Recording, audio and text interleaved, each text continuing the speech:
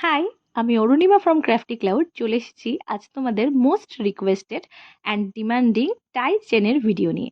এই বাটারফ্লাইয়ের ভিডিওটা আমি বেশ কিছুদিন আগে পোস্ট করেছিলাম, তোমরা তাতে অনেক ভালোবাসা দিয়েছো, তাই আজ টাই চেনটা কিভাবে বানালাম তার ভিডিওটা তোমাদের সাথে শেয়ার করতে চলে এসেছি।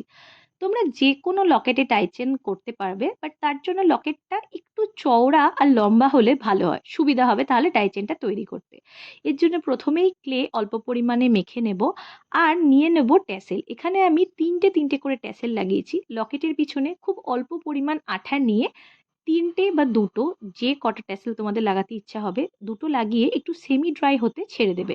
এখানে তোমরা ফেভিকলও ব্যবহার করতে পারো, কারণ অতিরিক্ত মোটা আঠা ব্যবহার করলে ট্যাসেলে অনেক সময় দাগ পড়ে যায়। পরে যদিও ভালো ফিনিশিংয়ের জন্য আমি ওগুলোকে ব্ল্যাক করে দিই।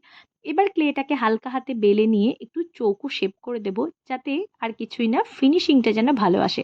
কারণ দেখো, জুয়েলারি বানানোর ফিল্ডে অনেকেই আছে, ফিনিশিংটাই সব থেকে আসল কথা।